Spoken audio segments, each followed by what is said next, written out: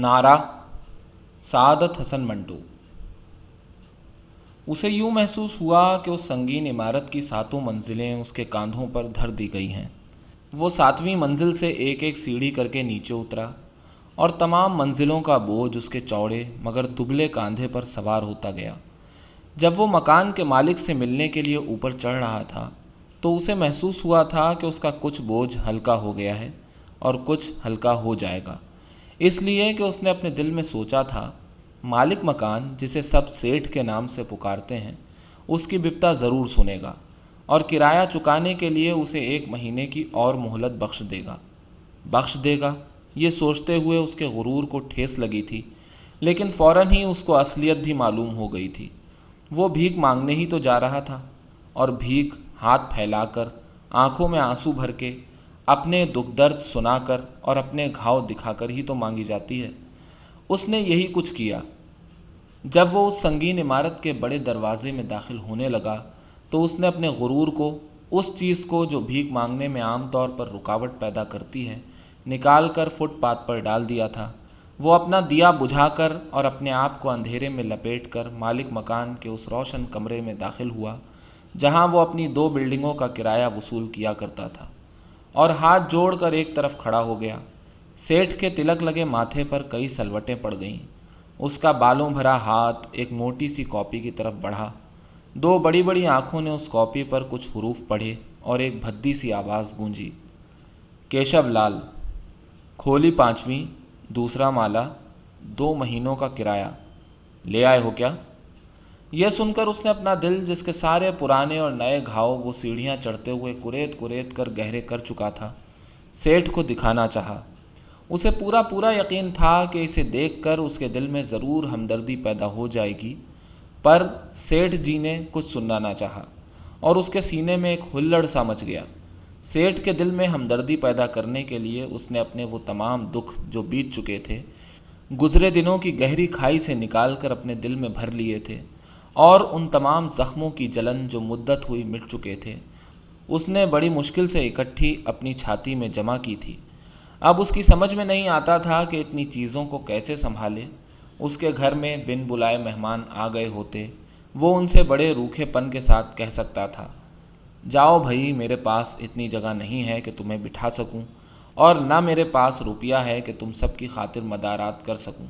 लेकिन यहाँ तो किस्सा ही दूसरा था। उसने तो अपने भूले भटके दुखों को इधर उधर से पकड़कर अपने आप सीने में जमा किया था। अब भला वो बाहर निकल सकते थे। अफरा तफरी में उसे कुछ पता न चला था कि उसके सीने में कितनी चीज़ें भर गई हैं, पर जैसे जैसे उसने सोचना शुरू किया वो पहचानने लगा कि फ़लाँ दुख फ़लाँ वक्त का है और फ़लाँ दर्द उसे फ़लाँ वक्त पर हुआ था। और जब ये सोच विचार हुई तो हाफजे ने बढ़कर वो धुंध हटा दी जो उन पर लिपटी हुई थी, और कल के तमाम दुख दर्द आज की तकलीफ़ें बन गए, और उसने अपनी ज़िंदगी की बासी रोटियां फिर अंगारों पर सेकना शुरू कर दीं। उसने सोचा, थोड़े से वक्त में उसने बहुत कुछ सोचा।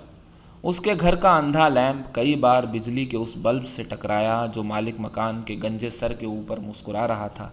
कई बार उसके पेवंद लगे कपड़े उन खोटियों पर लटक कर फिर उसके मैले बदन से चिमट गए जो दीवार में गड़ी चमक रही थीं।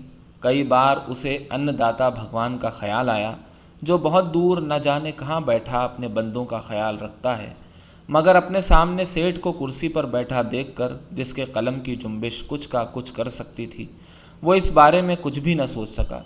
कई बार उसे ख्याल आया और वो सोचने लगा कि उसे क्या ख्याल आया था, मगर वो उसके पीछे भाग दौड़ न कर सका। वो सख्त घबरा गया था। उसने आज तक अपने सीने में इतनी खलबली नहीं देखी थी। वो इस खलबली पर अभी ताज्जुब ही कर रहा था कि मालिक मकान ने गुस्से में आकर उसे गाली दी। गाली, यूं समझिए कि कानों के रास्ते पिघला हुआ सीसा शाएं शाएं करता उसके दिल में उतर गया, और उसके सीने के अंदर जो हुल्लड़ मच गया उसका तो कुछ ठिकाना ही न था। जिस तरह किसी गर्म गर्म जलसे में किसी शरारत से भगदड़ मच जाया करती है, ठीक उसी तरह उसके दिल में हलचल पैदा हो गई। उसने बहुत जतन किए कि उसके वो दुख दर्द जो उसने सेठ को दिखाने के लिए इकट्ठे किए थे चुपचाप रहें, पर कुछ न हो सका। गाली का सेठ के मुंह से निकलना था कि तमाम दुख बेचैन हो गए और अंधाधुंध एक दूसरे से टकराने लगे। अब तो वो ये नई तकलीफ़ बिल्कुल न सह सका اور اس کی آنکھوں میں جو پہلے ہی تپ رہی تھیں آنسو آ گئے، جس سے ان کی گرمی اور بھی بڑھ گئی اور ان سے دھواں نکلنے لگا۔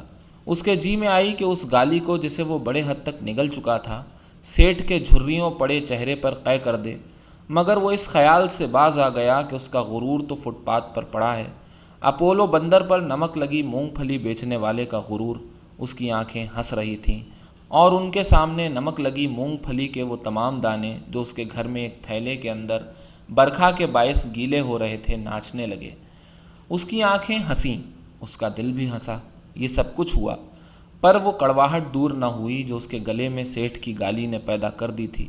یہ کڑواہٹ اگر صرف زبان پر ہوتی تو وہ اسے تھوک دیتا، مگر وہ تو بہت بری طرح اس کے گلے میں اٹک گئی تھی اور نکالے نہ نکلتی تھی۔ اور پھر ایک عجیب قسم کا دکھ جو اس گالی نے پیدا کر دیا تھا، اس کی گھبراہٹ کو اور بھی بڑھا رہا تھا۔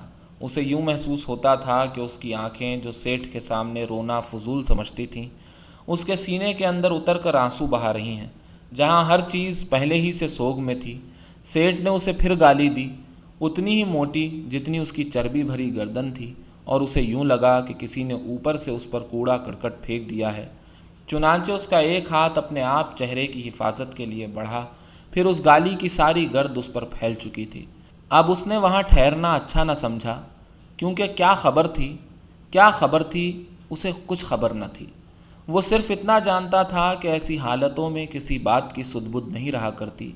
وہ جب نیچے اترا تو اسے ایسا محسوس ہوا کہ اس سنگین عمارت کی 7 منزلیں اس کے کندھوں پر دھر دی گئی ہیں۔ ایک نہیں، 2 گالیاں، بار بار یہ 2 گالیاں جو سیٹھ نے بالکل پان کی پیک کے مانند اپنے منہ سے اگل دی تھیں، جو اس کے کانوں کے پاس زہریلی بھڑوں کی طرح بھنبھنانا شروع کر دیتی تھیں، اور وہ سخت بے چین ہو جاتا تھا۔ وہ کیسے اس کی سمجھ میں نہیں آتا تھا کہ اس گڑبڑ کا نام کیا رکھے جو اس کے دل میں اور دماغ میں ان گالیوں نے مچا رکھی تھی۔ وہ کیسے اس تپ کو دور کر سکتا تھا جس میں وہ پھونکا جا رہا تھا؟ کیسے؟ پر وہ سوچ بچار کے قابل بھی تو نہیں رہا تھا۔ اس کا دماغ تو اس وقت ایک ایسا اکھاڑا بنا ہوا تھا جس میں بہت سے پہلوان کشتی لڑ رہے ہوں۔ جو خیال بھی وہاں پیدا ہوتا، کسی دوسرے خیال سے جو پہلے ہی سے وہاں موجود ہوتا بھڑ جاتا، اور وہ کچھ سوچ نہ سکتا۔ چلتے چلتے جب ایکا-ایکی اس کے دکھ قے کی صورت میں باہر نکلنے کو تھے، اس کے جی میں کیا آئی، مجبوری کی حالت میں وہ اس آدمی کو روک کر، جو لمبے لمبے ڈگ بھرتا اس کے پاس سے گزر رہا تھا، یہ کہنے ہی والا تھا، بھیا میں روگی ہوں۔ مگر جب اس نے اس راہ چلتے آدمی کی شکل دیکھی تو بجلی کا وہ کھمبا جو اس کے پاس ہی زمین میں گڑا تھا، اسے اس آدمی سے کہیں زیادہ حساس دکھائی دیا، اور جو کچھ وہ اپنے اندر سے باہر نکالنے والا تھا، ایک ایک گھونٹ کر کے پھر نگل گیا۔ فٹ پاتھ پر چوکور پتھر ایک ترتیب کے ساتھ جڑے ہوئے تھے۔ وہ ان پتھروں پر چل رہا تھا۔ آج تک کبھی اس نے ان کی سختی محسوس نہ کی تھی، مگر آج ان کی سختی اس کے دل تک پہنچ رہی تھی۔ فٹ پاتھ کا ہر ایک پتھر جس پر اس کے قدم پڑ رہے تھے، اس کے دل کے ساتھ ٹکرا رہا تھا۔ سیٹھ کے پتھر کے مکان سے نکل کر ابھی وہ تھوڑی دور ہی گیا ہوگا کہ اس کا بند ڈھیلا ہو گیا۔ چلتے چلتے اس کی ایک لڑکے سے ٹکر ہوئی اور اسے یوں محسوس ہوا کہ وہ ٹوٹ گیا ہے۔ چنانچہ اس نے جھٹ اس آدمی کی طرح جس کی جھولی سے بیر گر رہے ہوں، ادھر ادھر ہاتھ پھیلائے اور اپنے آپ کو اکٹھا کر کے ہولے ہولے چلنا شروع کیا۔ اس کا دماغ اس کی ٹانگوں کے مقابلے میں زیادہ تیزی کے ساتھ چل رہا تھا۔ چنانچہ کبھی کبھی چلتے چلتے اسے یہ محسوس ہوتا تھا کہ اس کا نچلا دھڑ سارے کا سارا بہت پیچھے رہ گیا ہے اور دماغ بہت آگے نکل گیا ہے۔ کئی بار اسے اس خیال سے ٹھہرنا پڑا کہ دونوں چیزیں ایک دوسرے کے ساتھ ساتھ ہو جائیں۔ وہ فٹ پاتھ پر چل رہا تھا جس کے اس طرف سڑک پر پوں پوں کرتی موٹروں کا تانتا بندھا ہوا تھا۔ گھوڑے گاڑیاں، ٹرامیں، بھاری بھرکم ٹرک، لوریاں، یہ سب سڑک کی کالی چھاتی پر دندناتی ہوئی چل رہی تھیں۔ ایک شور مچا ہوا تھا پر اس کے کانوں کو کچھ سنائی نہ دیتا تھا۔ وہ تو پہلے ہی سے شائیں شائیں کر رہے تھے، جیسے ریل گاڑی کا انجن زائد بھاپ نکال رہا ہے۔ چلتے چلتے ایک لنگڑے کتے سے اس کی ٹکر ہوئی۔ کتے نے اس خیال سے کہ شاید اس کا پیر کچل دیا گیا ہے، چاؤں کیا اور پرے ہٹ گیا، اور وہ سمجھا کہ سیٹھ نے اسے پھر گالی دی ہے۔ گالی ٹھیک اسی طرح اس سے الجھ کر رہ گئی تھی جیسے بیری کے کانٹوں میں کوئی کپڑا۔ وہ جتنی کوشش اپنے آپ کو چھڑانے کی کرتا تھا، اتنی ہی زیادہ اس کی روح زخمی ہوتی جا رہی تھی۔ اسے اس نمک لگی مونگ پھلی کا خیال نہیں تھا جو اس کے گھر میں برکھا کے باعث گیلی ہو رہی تھی۔ और न उसे रोटी कपड़े का ख्याल था। उसकी उम्र 30 बरस के करीब थी और इन 30 बरसों में जिनके परमात्मा जाने कितने दिन होते हैं, वो कभी भूखा ना सोया था और न कभी ही नंगा फिरा था। उसे सिर्फ इस बात का दुख था कि उसे हर महीने किराया देना पड़ता था। वो अपना और अपने बाल बच्चों का पेट भरे, इस बकरे जैसी दाढ़ी वाले हकीम की दवाइयों के दाम दे, शाम को ताड़ी की एक बोतल के लिए दूई पैदा कर ले, या उस गंजे सेठ के मकान के एक कमरे का किराया अदा करे। मकानों और किरायों का फ़लसफ़ा उसकी समझ से सदा ऊंचा रहा था। वो जब भी 10 रुपये गिनकर सेठ या उसके मुनीम की हथेली पर रखता तो समझता था कि ज़बरदस्ती उससे ये रकम छीन ली गई है, और अब अगर वो 5 बरस तक बराबर किराया देते रहने के बाद सिर्फ 2 महीने का हिसाब चुकता न कर सका तो क्या सेठ को इस बात का इख्तियार हो गया कि वो उसे गाली दे। सबसे बड़ी बात तो ये थी जो उसे खाए जा रही थी। उसे इन 20 रुपयों की कोई परवाह न थी जो उसे आज नहीं कल अदा कर देने थे। वो उन 2 गालियों की बाबत सोच रहा था जो उन 20 रुपयों के बीच में से निकलती थीं, और न सेठ के कठाली जैसे मुंह से ये गंदगी बाहर निकलती। मान लिया वो धनवान था, उसके पास 2 बिल्डिंगें थीं जिनके 124 कमरों का किराया उसके पास आता था, पर इन 124 कमरों में जितने लोग रहते हैं उसके ग़ुलाम तो नहीं, और अगर ग़ुलाम भी हैं तो वो उन्हें गाली कैसे दे सकता है। ठीक है, उसे किराया चाहिए, पर मैं कहाँ से लाऊं? 5 बरस तक उसको देता ही रहा हूँ, जब होगा दे दूँगा।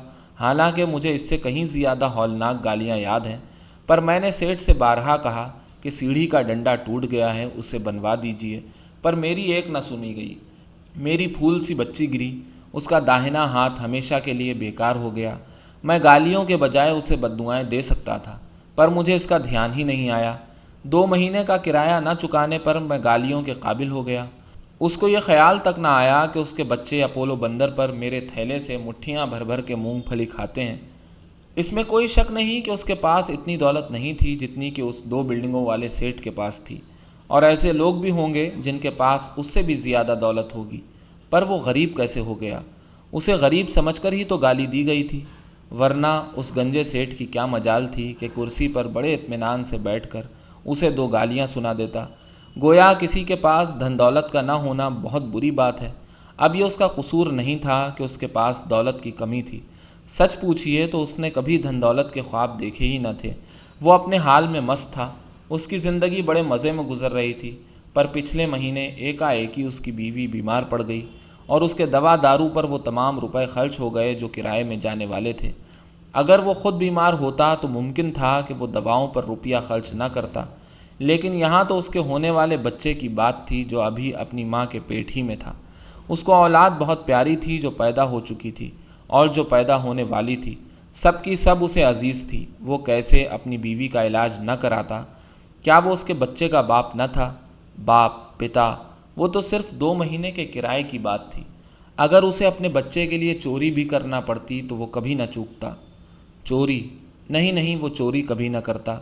यूँ समझिए कि वो अपने बच्चे के लिए बड़ी से बड़ी कुर्बानी करने के लिए तैयार था, मगर वो चोर कभी न बनता। वो अपनी छीनी हुई चीज़ वापस लेने के लिए लड़ मरने को तैयार था, पर वो चोरी नहीं कर सकता था। अगर वो चाहता तो उस वक्त जब सेठ ने उसे गाली दी थी, आगे बढ़कर उसका टेटुआ दबा देता और उसकी तिजोरी में से वो तमाम नीले और सब्ज़ नोट निकाल कर भाग जाता जिनको वो आज तक लाजवंती के पत्ते समझा करता था। नहीं, वो ऐसा कभी न करता। लेकिन फिर सेठ ने उसे गाली क्यों दी?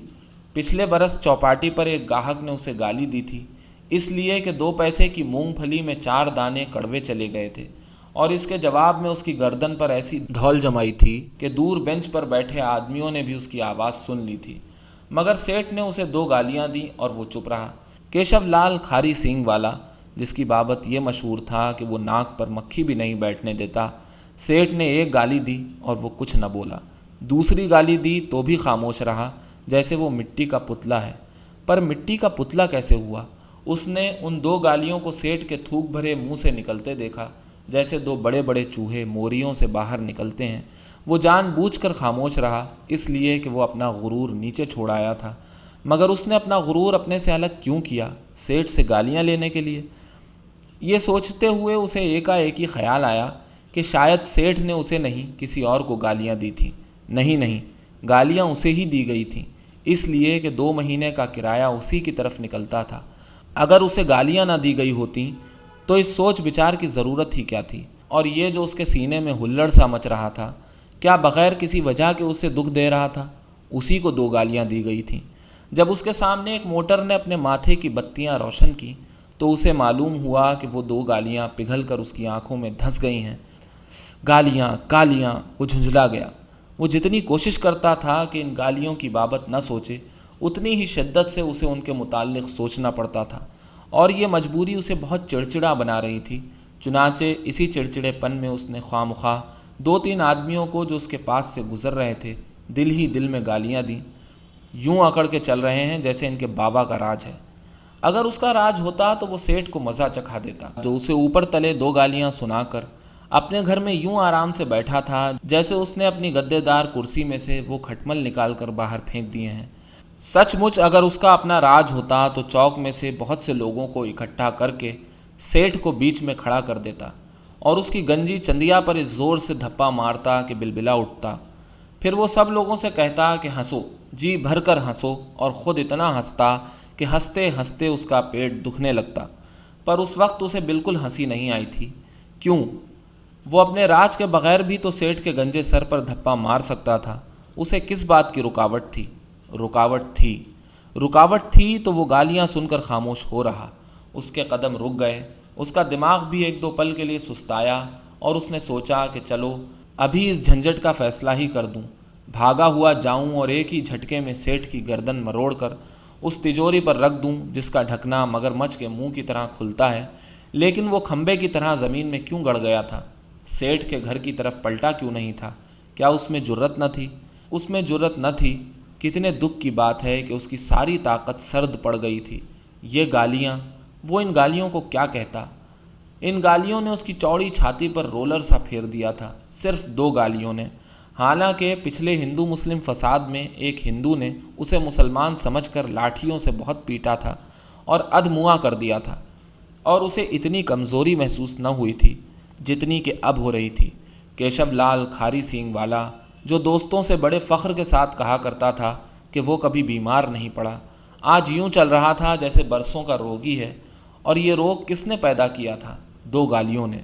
गालियाँ, गालियाँ, कहाँ थीं वो 2 गालियाँ? उसके जी में आई कि अपने सीने के अंदर हाथ डालकर वो इन 2 पत्थरों को, जो किसी हीले गलते ही न थे, बाहर निकाल ले और जो कोई भी उसके सामने आए उसके सर पर दे मारे। पर यह कैसे हो सकता था? उसका सीना मुरब्बे का मर्तबान थोड़ी था। ठीक है, लेकिन फिर कोई और तरकीब भी तो समझ में आए जिससे ये गालियाँ दूर दफान हों। क्यों नहीं कोई शख्स बढ़कर उसे दुख से निजात दिलाने की कोशिश करता? क्या वो हमदर्दी के काबिल न था? होगा, पर किसी को उसके दिल का हाल क्या पता था? वो खुली किताब थोड़ी था, और न उसने अपना दिल बाहर लटका रखा था। अंदर की बात किसी को क्या मालूम? न मालूम हो, परमात्मा करे किसी को मालूम ना हो। अगर किसी को अंदर की बात का पता चल गया तो केशव लाल खारी सींग वाले के लिए डूब मरने की बात थी। गालियाँ सुनकर खामोश रहना मामूली बात थी क्या? मामूली बात नहीं, बहुत बड़ी बात है। हिमालय पहाड़ जितनी बड़ी बात है, उससे भी बड़ी बात है। उसका गुरूर मिट्टी में मिल गया है, उसकी ज़िल्लत हुई है, उसकी नाक कट गई है, उसका सब कुछ लुट गया है। चलो भाई, छुट्टी हुई। अब तो ये गालियाँ उसका पीछा छोड़ दें। वो कमीना था, रज़ील था, नीच था, गंदगी साफ़ करने वाला भंगी था, कुत्ता था। उसको गालियाँ मिलना ही चाहिए थी। नहीं नहीं, किसी की क्या मजाल थी कि उसे गालियाँ दे और फिर बग़ैर किसी कसूर के वो उसे कच्चा ना चबा जाता। अम्मा हटाओ, ये सब कहने की बातें हैं। तुमने तो सेठ से यूं गालियाँ सुनी जैसे मीठी मीठी बोलियाँ थीं, बड़े मज़ेदार घूंट थे। चलो यही सही, अब तो मेरा पीछा छोड़ दो, वरना सच कहता हूँ दीवाना हो जाऊँगा। ये लोग जो बड़े आराम से इधर उधर चल फिर रहे हैं, मैं इनमें से हर एक का सर फोड़ दूँगा। भगवान की कसम, मुझे अब ज़्यादा ताब नहीं रही। मैं ज़रूर दीवाने कुत्ते की तरह सबको काटना शुरू कर दूँगा। लोग मुझे पागल खाने में बंद कर देंगे और मैं दीवारों के साथ अपना सर टकरा टकरा कर मर जाऊँगा। मर जाऊँगा, सच कहता हूँ, मर जाऊँगा, मर जाऊँगा। और मेरी राधा विधवा और मेरे बच्चे अनाथ हो जाएंगे। ये सब कुछ इसलिए होगा कि मैंने सेठ से 2 गालियाँ सुनी और ख़ामोश रहा, जैसे मेरे मुंह पर ताला लगा हुआ था। मैं लूला लंगड़ा अपाहिज था। परमात्मा करे मेरी टांगें इस मोटर के नीचे आकर टूट जाएं, मेरे हाथ कट जाएं, मैं मर जाऊं ताकि ये बकबक तो ख़त्म हो। तोबा, कोई ठिकाना है इस दुख का? कपड़े फाड़ कर नंगा नाचना शुरू कर दूं? इस ट्राम के नीचे सर दे दूं, ज़ोर ज़ोर से चिल्लाना शुरू कर दूं, क्या करूं क्या ना करूं। ये सोचते हुए उसे एकाएकी ख्याल आया कि बाज़ार के बीच खड़ा हो जाए और सब ट्रैफिक को रोक कर जो उसकी ज़बान पर आए बकता चला जाए, हत्ता कि उसका सीना सारे का सारा खाली हो जाए। या फिर उसके जी में आई कि खड़े खड़े यहीं से चिल्लाना शुरू कर दे, मुझे बचाओ मुझे बचाओ। इतने में एक आग बुझाने वाला इंजन सड़क पर टन टन करता आया और उधर उस मोड़ में गुम हो गया। उसको देखकर वो ऊंची आवाज़ में कहने ही वाला था, ठहरो मेरी आग बुझाते जाओ, मगर न जाने क्यों रुक गया। एकाएक ही उसने अपने कदम तेज़ कर दिए। उसे ऐसा महसूस हुआ था कि उसकी सांस रुकने लगी है और अगर वो तेज़ न चलेगा तो बहुत मुमकिन है कि वो फट जाए। लेकिन यूं ही उसकी रफ्तार बढ़ी, उसका दिमाग आग का एक चक्कर सा बन गया। इस चक्कर में उसके सारे पुराने और नए ख्याल एक हार की सूरत में गुंद गए। 2 महीने का किराया, उसका पत्थर की बिल्डिंग में दरख्वास्त लेकर जाना, 7 मंजिलों के 112 जीने, सेठ की भद्दी आवाज़, उसके गंजे सर पर मुस्कुराता हुआ बिजली का लैंप और ये मोटी गाली, फिर दूसरी और उसकी खामोशी।